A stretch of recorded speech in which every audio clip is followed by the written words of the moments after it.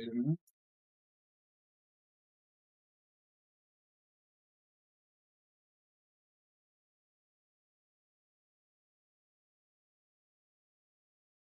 All right, welcome to Haven of Horror. We were having some technical issues, but we got it figured out. I am Subject. I'm joined here by Torgo, and tonight we are doing another episode of Shudder Shuffle. Even if this movie is not technically on Shudder anymore, Torgo, why don't you give us a brief introduction about what we are talking about tonight? All right, so this week, whatever week we previously recorded for Shudder Shuffle, we landed on The Howling, which is a classic werewolf movie directed by Joe Dante. It's about this. It's mainly focused on this news anchor lady who during like this sting operation at the beginning suffers this traumatizing event where she's attacked by the guy that they're trying to capture, and from there they go up to this resort kind of place, and as the movie goes on, it becomes clear that there's more to the resort than meets the eye, and there's some sinister stuff going on. And There's Transformers? They're Transformers, what? Because you said there's more than meets the eye. Yeah, that took me a second. No, they do transform into something, though, and, based on the title, you probably already figured out what it is. Yeah, But, so obviously, we're talking about, as I mentioned, The Howling, 1981. Torgo blew my mind by pointing out the same year as American Werewolf in London. And I think there are going to be some comparisons that come up during the course of this review. Kind of unavoidable in certain cases. But I did want to get this out of the way up front before we really dive deep into this movie. Again, because we haven't covered American Werewolf yet as well. No. I haven't found the right opportunity. You've seen that, yes? Yeah, I have. I watched it last year. Okay. How did this stack up to that?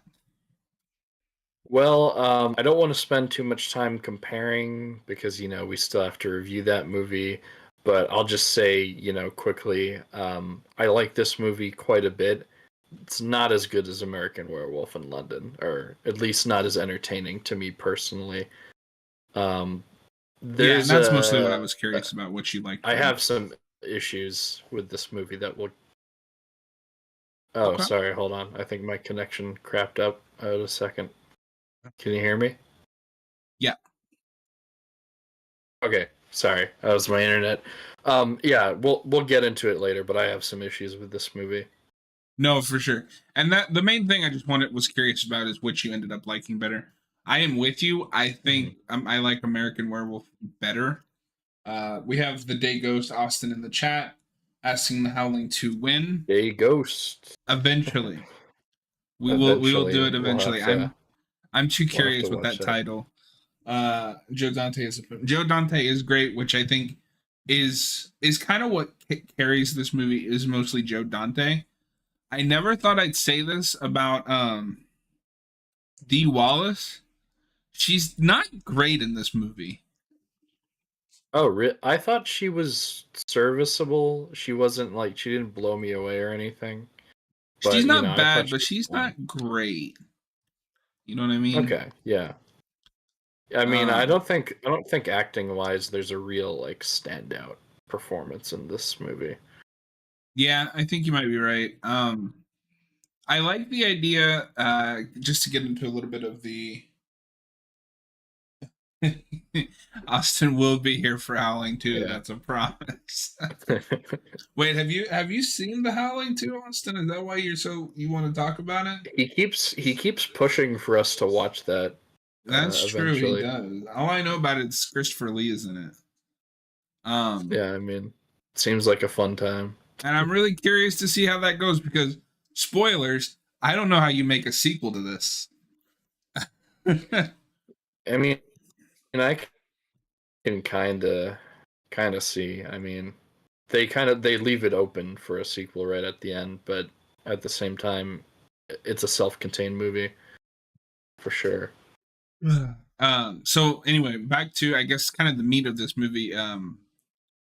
Not to be a cliche, because I complained about this a couple weeks ago, but obviously this movie is very much about trauma, and using the monster Trauma. mythology as a kind of metaphor for that and dealing with that. Um, but it doesn't beat you over the head with it, but it's not subtle about it either. It's Yeah. just like, it just kind of throws it Yeah. out there like, Yeah. this is what we're about.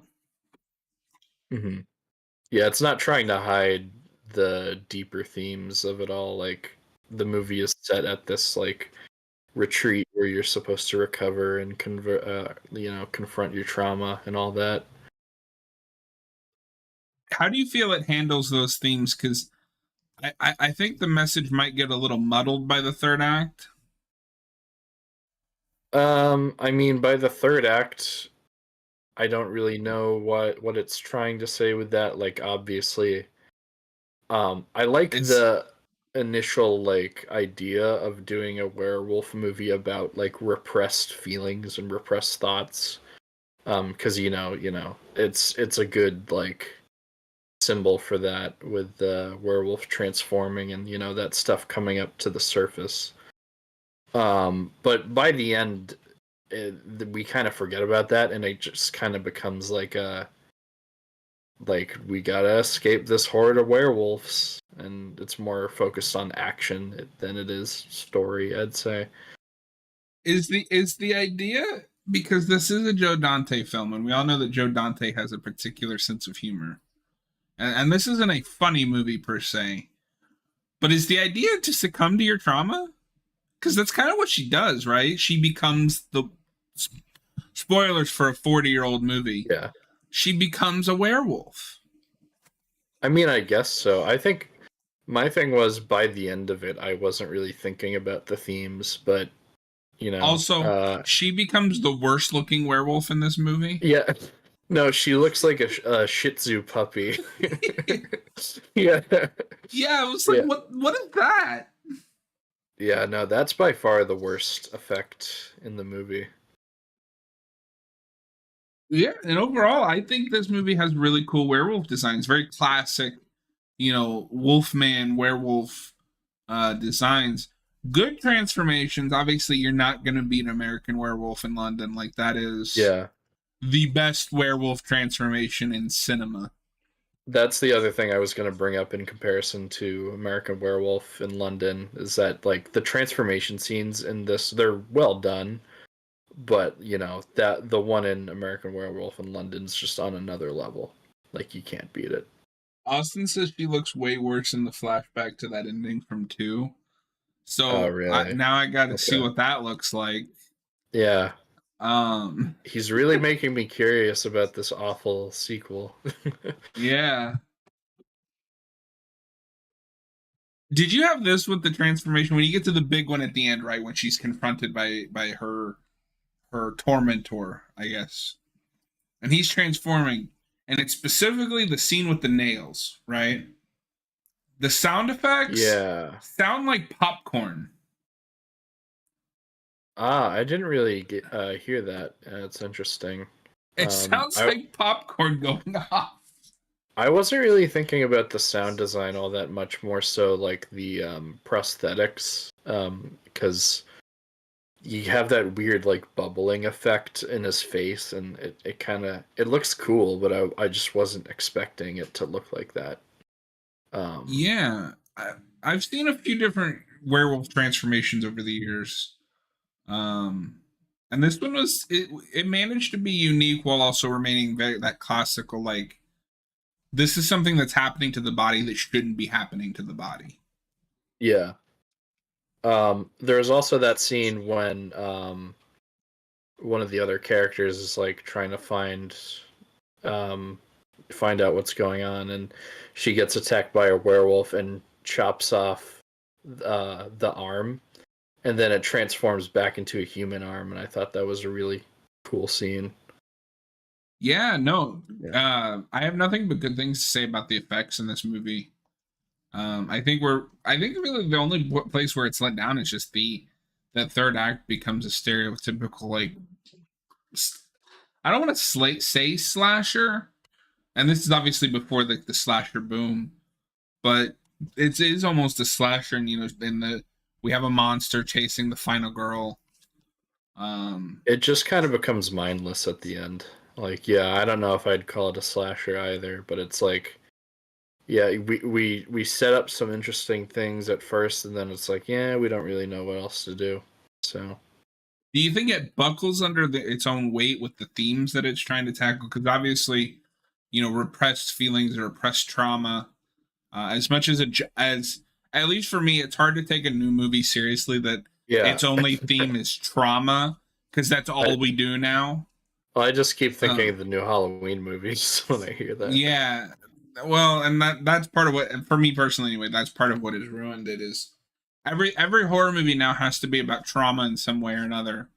Um, But this makes a legitimate case for making a werewolf be that metaphorical representation of trauma, of repressed feelings. Yeah, But I wonder if maybe the writers just didn't know how to stick the landing. Because like how do you conclude that story? I don't know yeah, if they went the right way. Because if you think about it, her becoming a werewolf is kind of her succumbing to that repressed trauma. yeah. I mean, unless this movie it's supposed to have that kind of bad ending where it's like this is not so much like a cautionary tale, but like this is the negative effects of letting your trauma take hold of you, is that you become this monster. I'm not sure because I haven't really thought that deeply about it, but it could be they could be going for that angle where it's supposed to be a bad ending. Well, and I wonder now because now that you say that, knowing it's Joe Dante and having seen some of his other Mhm. works, notably Gremlins 2, and the way that this ends, because nobody takes her seriously. She basically Yeah, sacrifices herself on television. You might be right. That might yeah, be no, what this is. She does give into the trauma, but nobody believes her, yeah, no. and the I mean, monsters are going to keep going. every even after she transforms, there's like they cut to those guys at the bar, and that guy's like, it's clearly fake. Well, not only It's like that, no but one at the believes bar her. is the woman werewolf. Yeah, yeah, yeah. You see the woman werewolf at the end. That is Um, interesting. I didn't think about. I guess I'm so conditioned, and this is going to sound very hypocritical to me but I think I've mentioned this movie before. I would love more horror movies that have bad endings, but I've been mhm. so conditioned to expect them to cop out and give us a happy ending that I didn't even think about that as this isn't a happy ending on purpose. This is the bad ending. Like this Well, is yeah, that thought just kind of came to me just now as we're talking about it too, because it's like I do think the ending is kind of where it's the most disappointing. Like it's still a good movie, but talking about it now it actually kind of made me think about that more. So yeah.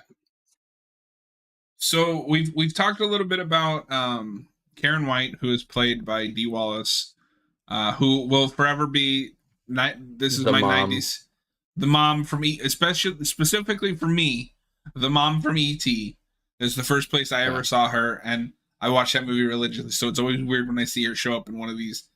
I don't want to say racier roles because she doesn't really do anything racy in this, but I guess more adult, yeah, like it's more rated mature. R, mature roles. Yeah. The Howling 3 subtitle is marsupials. Does that mean they become kangaroos? Austin, pull it up on Letterbox and look at the image. Because I was Oh, looking at that earlier. I don't really know the posters for any of the sequels. So, So how did you feel about the side characters? Because I felt uh, outside of our protagonist, they kind of mixed together for me.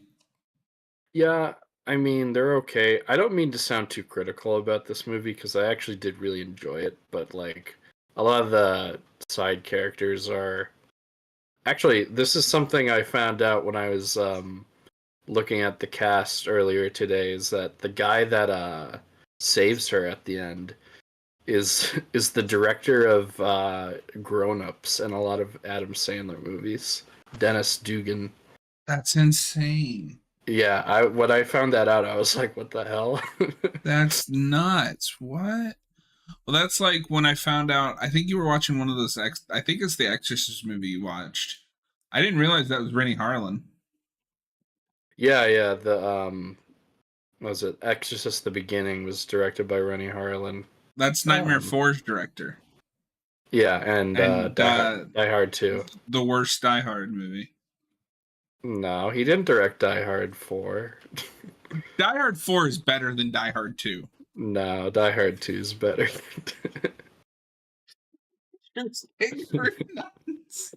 Sorry, I'm reading the chat. I Yeah, just saw so that. Yeah. I told him to look. I don't know if you can see that, but that is what the image for the Howling Oh 3 my god, is. They're like kangaroo nuns. that's crazy. Yeah, and apparently a sociologist falls in love with one of them. We're gonna have to go through the whole Howling series then eventually. There's like 6 of them. No, you're right, Austin. Die Hard 5 is probably the worst, but I haven't seen it, so I can't Well, say that. so I'm only comparing the Die Hards I've seen. I didn't bother with 5. Exactly. Yeah, I never saw 5. Um, So I don't think it's necessarily a problem to criticize a weaker, I guess, side cast. Because I was thinking about this Mhm. today. Small side tangent that is kind of related to this. So I watched the Blair Witch for the first time today, the original. I thought it was phenomenal. Couldn't tell you what any of the characters were named or what they were about, but they all, each character was necessary for the movie to succeed, even if they didn't necessarily stand out. So I think you can have a great movie. Like I think this is a really good movie. Maybe not great, but getting there without having necessarily each individual character stand out on its own. As long as maybe one or Yeah. two do, and at the very least, I can remember, Karen, D. Wallace, and then the villain. I think at the end is pretty interesting, at least performance wise. And I think usually if a movie has weaker side characters, as long as the main character is interesting or there's something else to make up for that, it's fine. Yo, what's up, Armando? What do you mean in a long time? We just did an episode 2 weeks ago. We haven't stopped. We took a break, but That's right. He also directed Deep Blue Sea, Austin. which I haven't Rennie even Harlan. seen. Oh, that you've seen. Oh, okay. What's up, Armando? Good to see you, man. Yeah, trying to think of what else. Did you think the reveal of the people at the retreat being like this werewolf cult was that did that come out of nowhere for you? I'm conflicted because I think maybe you could have built up to that more. But I was also expecting it, so it wasn't a surprise to me, if that makes sense. Well, it's weird because they obviously make you suspicious of that one woman and her brother. So I thought, yeah, I didn't think that the whole like everyone else would be in on it too. I think that was a little rushed, and they could have established that better. No, I mean you're potentially right. I always expect if there's a monster in a town like this, then it's going to be all of them. So I didn't necessarily it didn't necessarily stand out to me. It was just like, oh, of course, it's not just one or two; it's the whole community. But For no, sure. I think you could have. I would have rather them focus on maybe some of that. Like you could have easily, with her being a journalist, you could have focused more of this movie on her kind of digging into the secrets of this town and finding out, the past and how each person is connected to this werewolf curse. Instead of like, because there's a lot of those scenes with her and that one guy, and just on a first watch, I wasn't sure what their relationship was. Are they married? Were they just dating? Yeah, no, I'm pretty sure they're married. I think they say a few times. Yeah, I would have liked Um, to see maybe a little bit less of that because it doesn't really go anywhere. yeah, and well, the weird thing is, I was kind of expecting her to be the werewolf for most of it because she's the main character, and I was like, oh, movie about a female werewolf. That actually might be kind of interesting, but it didn't exactly go in that direction. Like she never transforms until the very end, and then you Wait, have are like you talking about Dee Wallace or the sister? Dee Wallace.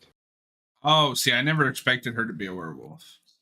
Okay, interesting. Because the guy that attacks her at the beginning, uh, he's like growling, and I kind of assumed that he like bit her at that point.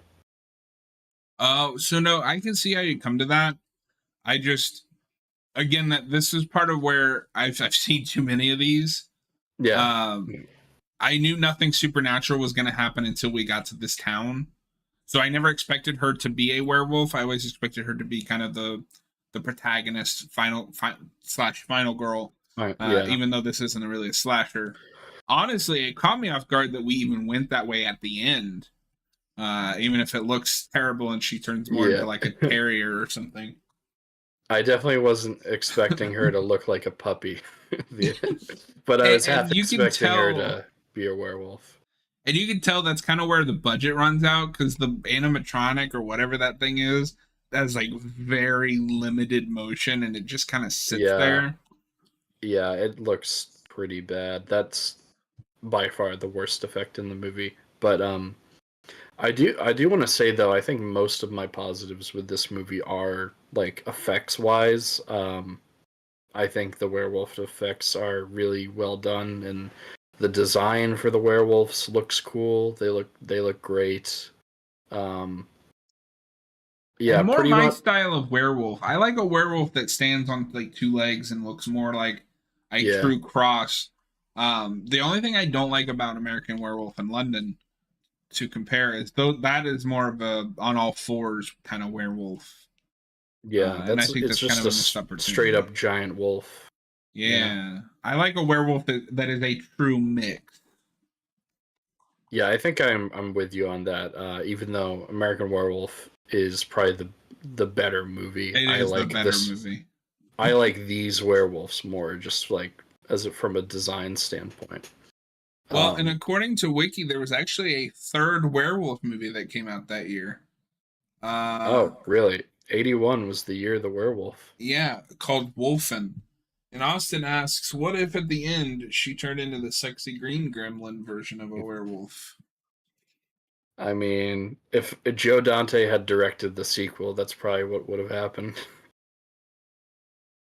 Huh. I wonder if this Wolfen is streaming anywhere, just so I can say I've seen the holy trinity of 1981 werewolf movies. Yeah. I think I have heard of this movie. So, before we get any further into this movie, I have some very bad news to announce. Oh no. I have just learned that we are remaking The Howling No, why? with Andy Muschietti set to direct. No. Why? Why did it have to be him? And it's for Netflix. That's just like that's Did like somebody just triple. like grab a Yeah. dartboard and like start throwing darts? For a director, we'll pick Andy Muschietti. For a movie, we'll pick The Howling. For where it's going to be released, Netflix. That's everything you just said was like a triple whammy of just bad news. I know, like you. Okay, so I'm going to say something that might be potentially blasphemous here. I think you could remake this and maybe improve on it a little bit, especially that third act. The problem is that you Yeah. hired somebody that doesn't know how to direct horror. Don't hire Annie Muschietti, who who's like most of the CGI effects in his movies have been terrible. Like imagine what the transformation scenes would look like in a Howling led Muschietti movie.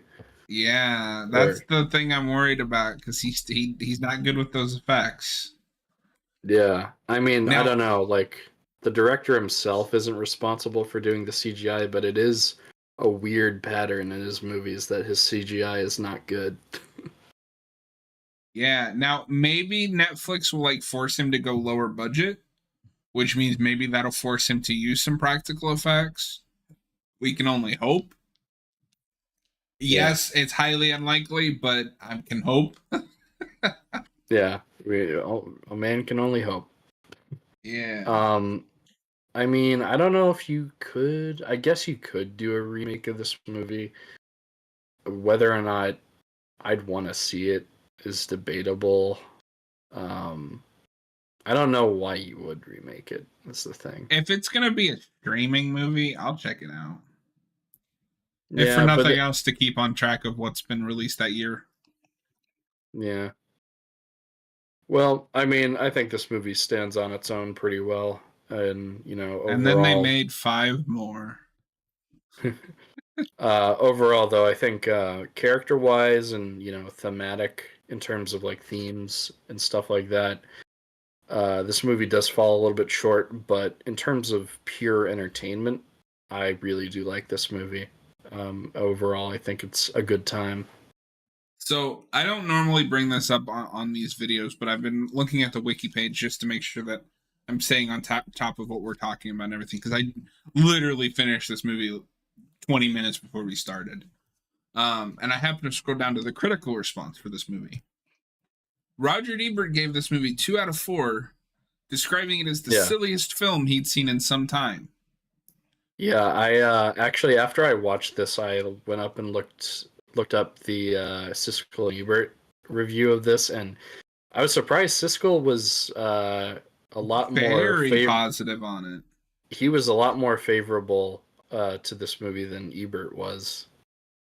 Yeah, I mean, I don't know too much about Siskel because when I was growing up, it was already Ebert and Roper, or whatever Yeah, that guy's name was. yeah, Roper. Um, but yeah, no, I don't know what he's talking about. Like, this movie is a little goofy just in the inherent premise of a werewolf, but it's not silly. Well, it was kind of funny because in the clip he just kept going on about, oh, it didn't scare me, so it's not a good horror movie. It's like, Oh okay. no, that sounds like somebody we know. Oh no. Not naming names. Well, Torgo, do you have anything else to add about the Howling? No, overall, I think it's a good time. I got to pick up that 4K because It's I 20 watched bucks it. on Amazon. I watched it. This movie was only available to rent on Amazon, and it was just in standard definition, so it wasn't Oh, the best. Yeah, I didn't have the best viewing experience for it, so I got to get the 4K eventually. weird. Um, yeah. Well, we have 2 things left to do, Torgo. We're going to give our ratings as always, and then we're going to spin the wheel. Not the Wheel of the Worst. That's a different show by a much better run YouTube channel than this. I am gonna stick with my original Letterbox review, even though you kind of talked me into the ending, or at least a reading of that ending that I think can fit better with the rest of the film. I'm gonna go with a 3.5. I think I'll also go with the 3.5. It's a solid werewolf movie, but it's not perfect. But, overall, it's still pretty good. This is just a completely random uh, no thing from me, but I would say this is my third favorite werewolf movie. I think I like Ginger Snaps a little bit more than this, but obviously American Werewolf Okay. in London is on top. I think I put this over Ginger Snaps. But yeah, American Werewolf in London is number one. And All right. actually, both this and American Werewolf in London reference the Wolfman, which I think you'd come to expect, for that genre. Yeah. All right. Are you ready to spin the wheel? Yeah, let's do it. You know what's really funny is I'm looking at this website I'm using, and they're still advertising the brand new film They Them. That thing came out like 3 years Oh, ago. that's that Peacock movie, right? Yeah, with Kevin Bacon. And Kevin Bacon. Oh, are we gonna oh, I Oh, don't know if you were watching, but it was this close to The Exorcist 3. damn it. What did we land on? We landed on Phenomena. Oh, okay. I don't know what That'll be that interesting. is. That's I'm pretty sure that's an Argento movie. Oh, well, how perfect. I'm going to start my Argento watch through here shortly. There you go. Um, you guys seen that new horror movie about a killer sloth? I've seen the trailer, yeah. The day goes that was I so close to haven't. peak. I never heard of a Killer Sloth movie. Dario Argento. Yeah, I picked out that movie because we did an Argento movie last time, and that's a director I need to learn more about. So, So it looks like that movie is not on Shudder anymore, oh, but okay. it is on Tubi. So do you want to still count it or? I'd say yeah. Like, I had to rent this movie, but if it's on Tubi, I'll just watch it that way. Yeah. So we will be back when we have some free time. I don't know if we're gonna do that or the Frankenstein video next. Um, but I know I Oh want to yeah. do Frankenstein, maybe Bride of Frankenstein, like a double commentary or something. Um, we went through Argento, and that's one of the things I have to get to. Well, hey, if you watch it, you're more than welcome to join us for the next episode. But in the meantime, we're gonna call it there, and we will see you guys next time.